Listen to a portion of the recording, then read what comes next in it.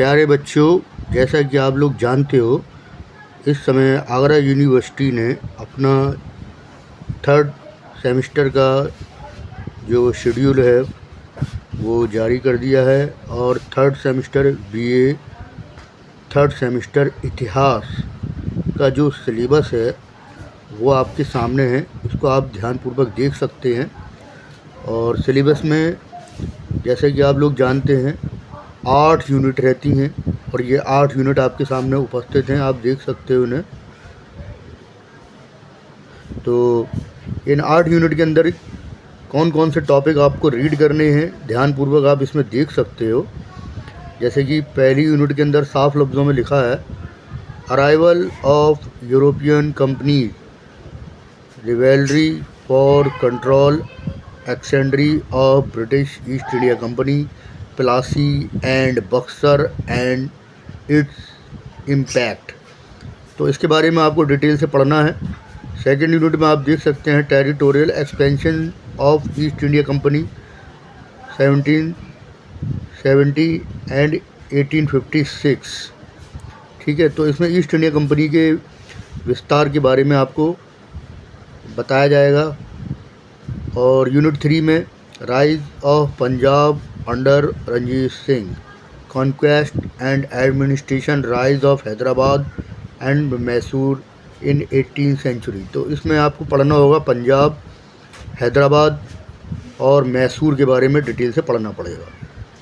अगला आपका यूनिट है 4 unit, land revenue system during colonial period, permanent settlement, Ryotwari and Mahalwari system, Indian renaissance, reform and revivals. तो इसमें आपको पढ़ना है जो ईस्ट इंडिया कंपनी की भूमि व्यवस्था और भारत में जो समाज सुधार हुआ है उसके बारे में।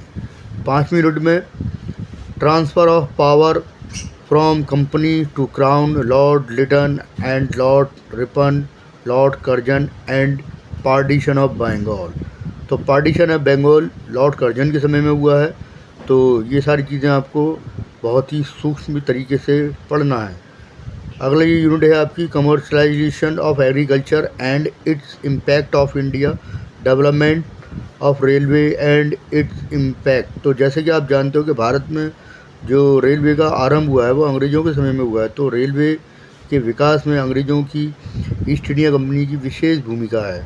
तो उसके संबंध में आपको विस्तार से पढ़ना है। नेक्स्ट यूनिट है आपकी 7, development of education in colonial India, Morley Minto reform government of India act 1919 and 1935।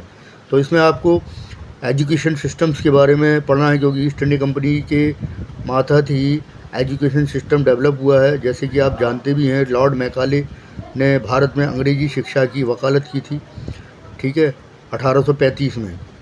तो ये सब चीज़ें आपको बहुत ही गहनता के साथ पढ़नी है। लास्ट यूनिट में देख सकते हैं आप rise and development of communism in India, mergers of princely states after independence and role of Sardar Vallabhbhai Patel.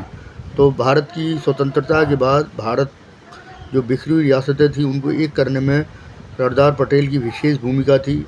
इन सभी चीज़ों के बारे में आपको विस्तार से पढ़ना है और इन सब चीज़ों को ध्यान से याद भी रखना है, क्योंकि भविष्य में जब एग्ज़ाम होते हैं एसएससी, बैंक, रेलवे, पुलिस और अदर एग्ज़ाम्स, तो वहाँ पर यहाँ से क्वेश्चन पूछे जाते हैं।